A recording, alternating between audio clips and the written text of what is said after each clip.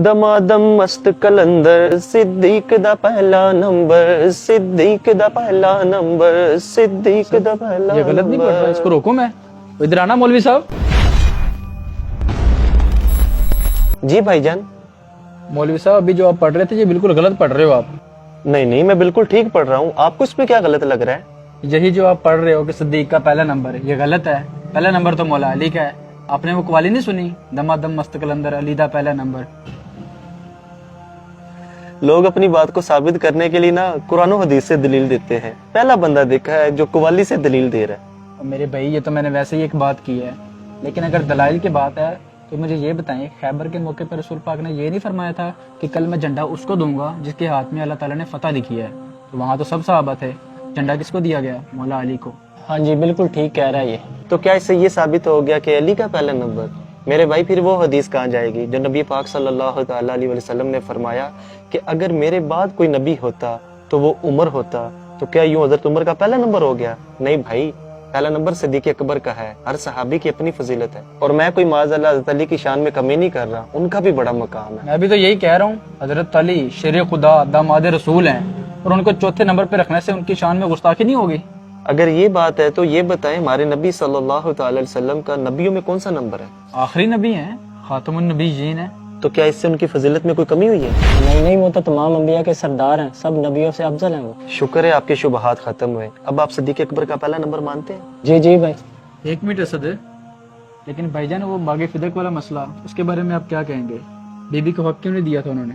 अच्छा, अब मैं समझा। एक बुजुर्ग बिल्कुल ठीक फरमा गए थे, अल्लाह ताला उनके सदके हम पर करम फरमाए। वो फरमाते थे कि पीड़ा होर ते फकियां होर।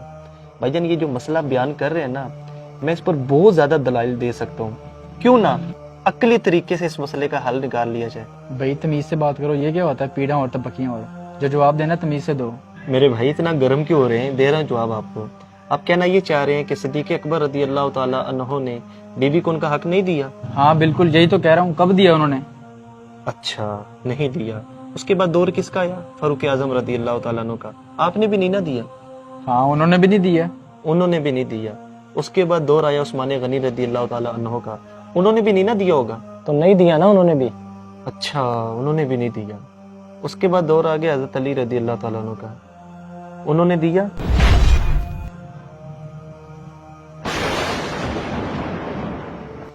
नहीं भाई। तो मेरे भाई आप किन चक्करों में पड़े हुए हैं? क्यों साहबा की शान में बेअदबियां कर रहे हैं? हज़रत अबू बकर सिद्दीक रदी अल्लाह ताला अन्हु के पास बीबी तशरीफ लाई तो आपने उनका हक नहीं दिया। फिर फारूक आजम का दौर आया, आपने भी उनका हक नहीं दिया। फिर उस्मान गनी का भी दौर आया, आपने उनका हक नहीं दिया। मुझे ये बताएं, इस दौरान मौला अली कहाँ पर थे? क्या आपको उनकी शुजात पर, उनकी बहादुरी पर कोई शक है? क्या आप इस बात को मान सकते हैं कि हज़रत अली रदी अल्लाह ताला अन्हु के सामने कोई नाहक फैसला हो रहा हो तो आप खामोश रहें? नहीं भाई। मेरे भाई सिद्दीक अकबर रदी अल्लाह ताला अन्हु के पास जब बीबी तशरीफ लाई थी तो आपने आगे उन्हें नबी पाक सल्लल्लाहु ताला अलैहि वसल्लम का फरमान सुना दिया था, जिसका खुलासा ये बनता है कि अंबिया और उनके अहले खाना के लिए ये दुनियावी माल नहीं होता, ये दुनियावी ज़मीनें उनके लिए नहीं होती, उनका सब कुछ आखिरत के लिए होता है। इसलिए मौला अली रदी अल्लाह ताला अन्हु खामोश रहे, क्योंकि आपको पता था कि सिद्दीक अकबर रदी अल्लाह ताला अन्हु हक पर है। प्यारे भाई, आपने हमारे सारे शुबहात खत्म कर दिए हैं। अब मुझे किसी किस्म का कोई डाउट नहीं है, और आप ठीक कह रहे हैं। इस्लाम ने जिस किसी को जो मुकाम दिया हुआ है हमें वो तस्लीम कर लेना चाहिए, अपनी मनमानियाँ नहीं करनी चाहिए। कुरानी आयात और अहदीस से साबित है कि सिद्दीक अकबर रदी अल्लाह तआला अन्हु अंबिया के बाद कायनात में सबसे अफजल है। रसूलुल्लाह सल्लल्लाहु तआला अलैहि वसल्लम ने फरमाया, मुझ पर जिस किसी का एहसान था मैंने इसका बदला चुका दिया, मगर अबू बकर के मुझ पर इतने एहसानात हैं जिनका बदला अल्लाह पाक रोज़े क़यामत ही अता फरमाएगा।